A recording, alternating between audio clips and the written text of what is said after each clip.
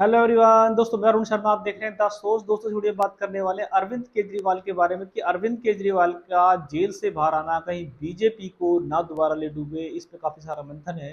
दोस्तों अगर आप चैनल पहली बार है, जुड़ सकते हैं, सारी वीडियो को देखें। दोस्तों बात करते हैं अरविंद केजरीवाल के बारे में कि उनको तिहाड़ जेल से जो जमानत मिली है उससे बीजेपी में देखा जाए तो मातम का लहर है कि उनको किस तरीके से बीजेपी को जिस तरीके से कवायद लगाए जा रहे थे और बीजेपी ने अपनी नैया पार लगाने के लिए पूरे आसार कर लिए थे। और अरविंद केजरीवाल का बाहर आना, बीजेपी पर जो हमला बोलना, इससे बीजेपी की हवा टाइट हो चुकी है। और जो बीजेपी पर इस बार अरविंद केजरीवाल हमले पे हमला बोल रहे हैं, चाहे वो अमित शाह हो चाहे मोदी जी हो, उसने बहुत सारे सवाल दाग दिए हैं। इन सवालों का जवाब बीजेपी के पास है या नहीं, समय बताएगा। अरविंद केजरीवाल का जिस तरीके से चुनाव प्रचार में दम फूका है, भले ही वो लोकसभा चुनाव में बहुत बड़ी विक्ट्री हासिल कर पाए या ना कर पाए, और जिस तरीके से उनको बाहर के लिए जमानत मिली है, इससे बीजेपी के मंसूबों पे पानी फिर गया है। और केजरीवाल कहीं अपनी सारी कमी इस प्रचार में कर गए तो बीजेपी दोबारा जिस तरीके से मैदान में से गायब होती थी, कहीं ऐसे दिल्ली से गायब ना हो जाए।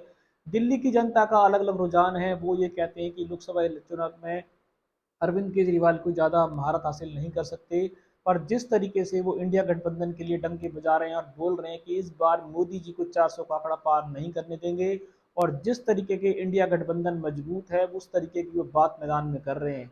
अरविंद केजरीवाल ने बीजेपी सरकार पर हमले पे हमले बोले। उन्होंने कहा जैसे मैंने स्कूल बनाए थे, जैसे मैंने हॉस्पिटल बनाए थे, ये उनका नतीजा है कि बीजेपी की सरकार मुझे जेल में डालना चाहती है और मैंने कोई घोटाले नहीं किए, ऐसा उनका मानना है। पर अभी शराब घोटाले का जो आरोप उन पर लगा है, ये अभी कोर्ट के अधीन है। ये अब कितने दिनों के बाद उन पर साबित होगा, इसको कुछ नहीं कहा जा सकता। पर अरविंद केजरीवाल अपने आप को इस बार दूध का धुला बता रहे हैं, और ये दूध का धुला बीजेपी पे कितना भारी पड़ेगा, क्योंकि बीजेपी ने अभी उनके बिना चुनाव की तैयारी की थी। उनको साफ लग रहा था कि केजरीवाल दूर दूर तक मैदान में दिल्ली में प्रचार करने नहीं आएंगे, जिस तरीके के उन पर रोप प्रत्यारोप चल रहे थे। पर कहते हैं कि बिजली गिर गई दोबारा से बीजेपी पार्टी पर, और बीजेपी पार्टी ने उम्मीद नहीं लगाई थी केजरीवाल बाहर आएंगे। पर अचानक केजरीवाल का बाहर आना बीजेपी के लिए फिर चिंता का विषय बन गया है। और बीजेपी इस चिंता समीकरण से कैसे बाहर निकले, क्योंकि बीजेपी ने इस बार केजरीवाल के दिल्ली में कब्जा करने की तैयारी करी हुई है, और वो कह रहे हैं कि इस बार दिल्ली में केजरीवाल का सुतड़ा साफ करेंगे, चाहे वो लोकसभा चुनाव का इलेक्शन क्यों ना हो। अब बीजेपी का द्वंद्व चल चुका है, केजरीवाल के हमले पे हमले जारी है। बीजेपी मैदान में प्रवक्ताओं का ढेर इकट्ठा कर रही है और केजरीवाल को घेरने की तैयारी चल चुकी है।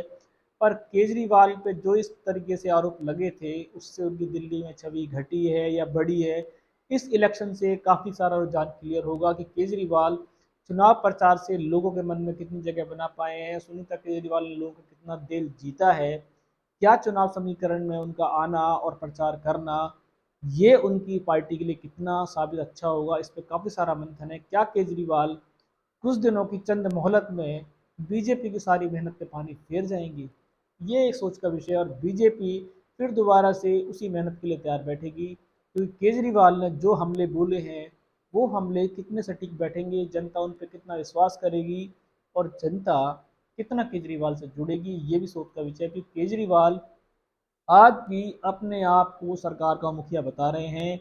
आज भी वो किसी शराब घोटाले को मानने को तैयार नहीं है। आज भी वो बीजेपी के लिए बख्तावरनी तक खड़े होकर गंदा से तरीके से बोली बोल रहे हैं। और बीजेपी पे जिस तरीके के हमले पे हमले उनके चल रहे हैं, कहीं बीजेपी दोबारा से लोकसभा चुनाव में फिर दिल्ली से अपना खाता ना खोल पाए, ऐसा भी हो सकता है। दोस्तों फिलहाल इस समीकरण पर नज़र बनाई हुई है। कोई नया अपडेट मिलेगा समय से पहले बताएंगे। आप चैनल पहली बार जुड़ सकते हैं, सारी वीडियो को देखें। दोस्तों मैं अरुण शर्मा मिलूंगा नहीं सोच के साथ, ध्यान रखें। नमस्कार।